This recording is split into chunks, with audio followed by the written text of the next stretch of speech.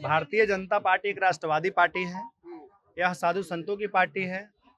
इसलिए आज मैं आधिकारिक रूप से भारतीय जनता पार्टी की सदस्यता ग्रहण किया। उत्तर प्रदेश के माननीय मुख्यमंत्री और हमारे अखाड़ा से आते और मेरे गुरु भाई भी लगते हैं, तो प्रभावित तो होना अनिवार्य। और हमारे देश के सर्वश्रेष्ठ, प्रदेश का ही नहीं देश का भी वो सर्वश्रेष्ठ नेता है कि राम पे बोलने का, तुलसी पे बोलने का तो कोई मतलब ही नहीं है। वो तो एक स्ट्रेटजी था कि कुछ भी बोलकर हम मीडिया में बने रहे। अगर रामचरितमानस है हिंदुओं को वेद की तरह है तो मुस्लिमों को कुरान है। और रामचरितमानस पे कौन क्या बोल सकता है? कोई भी वक्ता, बड़े से बड़े वक्ता, प्रोफेसर, जब तक रामचरितमानस, जब तक तुलसी के चौपाइयों पर नहीं बोलता है, जब तक उसका वक्तव्य सिद्ध नहीं होता है। पूरे बिहार में नीतीश कुमार जी का आज के डेट में वो समाधान यात्रा कर रहे हैं, लेकिन वह खुद से आज उनका प्रदेश उपाध्यक्ष के, शायद मैंने न्यूज में पढ़ रहा था कि एक गोली मारकर हत्या कर दी है और रोज कुछ न कुछ होते ही रह रहा है। भाजपा क्यों ज्वाइन किए? सत्ता में तो आरजेडी, जेडीयू ये सब है, ये भी ज्वाइन कर सकते थे आप। भारतीय जनता पार्टी एक राष्ट्रवादी पार्टी है। यह साधु संतों की पार्टी है। इसलिए आज मैं आधिकारिक रूप से भारतीय जनता पार्टी की सदस्यता ग्रहण किया। भाजपा तो विपक्ष में है ना, सत्ता में विपक्ष से मतलब नहीं है। ज्यादातर लोग सत्ता में रहते हैं वही पार्टी ज्वाइन करते हैं। नहीं, सत्ता में रहते हो पार्टी ज्वाइनिंग करते हैं तो आपका जो मनोक्रिया है वह अलग प्रकार से है।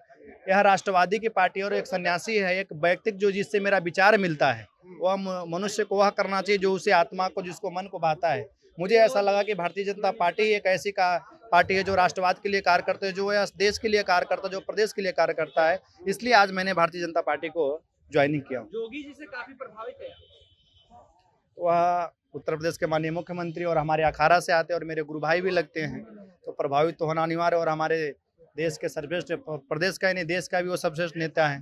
फेवर भी उन्हीं के जैसा है, फेवर होना चाहिए, भाषण से वो विरोधियों को छक्के छुड़ा देते हैं। होना भी चाहिए। तो क्या करिएगा बिहार में, किस तरह का रोड मैप होगा आपका? क्या क्या विजन लेकर आए हैं आप? अभी तो मैं आज आया हूँ, अब देखते रहिए कैसा क्या होगा। राम का विरोध हो रहा है, तुलसी को गाली दिया जा रहा है, रामचरितमानस को गाली दिया जा रहा है, इस पर क्या कहेंगे बिहार? यह जो भी राम पे विरोध कर रहे हैं, राम का विरोध करने का तो कोई मतलब ही नहीं है। तुलसी पे, जैसे रामचरितमानस पे चंद्रशेखर जी का कुछ दिन पहले उनका वक्तव्य आया था, मैंने आपको पहले भी बताया था कि राम पे बोलने का, तुलसी पे बोलने का तो कोई मतलब ही नहीं है। वो तो एक स्ट्रेटजी था कि कुछ भी बोलकर हम मीडिया में बने रहे। राम के विषय में मैंने आपको पहले बताया था, आज भी बता दूं, राम के विषय में तो, तुलसी के विषय में तो रहीम ने भी लिखा है कि रामचरितमानस विमल संतत जीवन प्राण, हिंदुवान को वेद समझवनि प्रगट कुरान।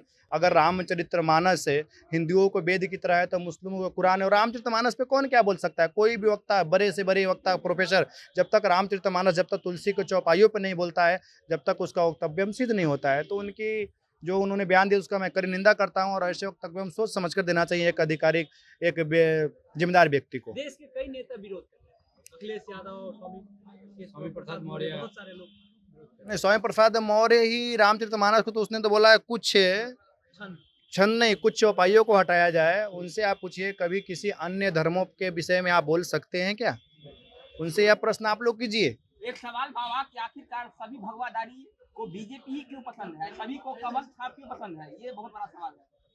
क्योंकि आपने बहुत अच्छा प्रश्न किया। भारतीय जनता पार्टी एक ऐसा पार्टी है कि जो राष्ट्रवाद को लेकर, आध्यात्मिक को लेकर, धर्म को लेकर, और जिस प्रकार देश को मजबूत किया जाए, सिर्फ फर्स्ट नेशन, यानी जिस तरह यह राष्ट्र मजबूत हो, जिस तरह यह देश मजबूत हो, वह सारे कार्यकर्ता, इसलिए एक सन्यासी का कर्तव्य होता है सेवा करना।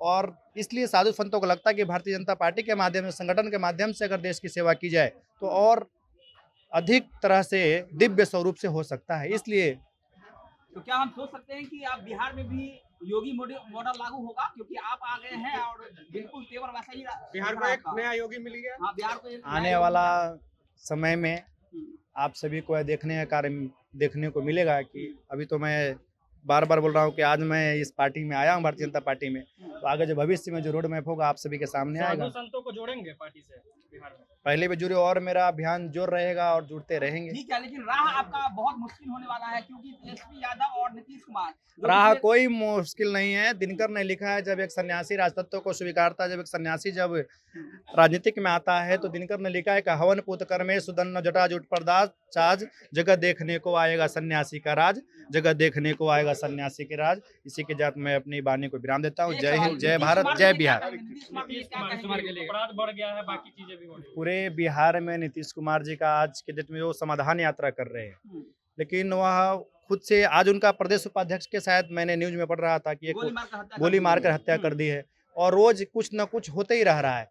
तो नीतीश कुमार के विषय में यह कर उनको जितनी भी कड़ी निंदा की जो सरकार का हम्म, वो भी कम है हम्म, और सही तरफ जो सरकार चलना चाहिए महागठबंधन का भी बिहार में चल नहीं रहा है हम्म, और ये बहुत ही कम दिन का मेहमान आने वाला जब चुनाव होगा फुल बहुमत से भाजपा बिहार में सरकार बनाएगी। ठीक है ठीक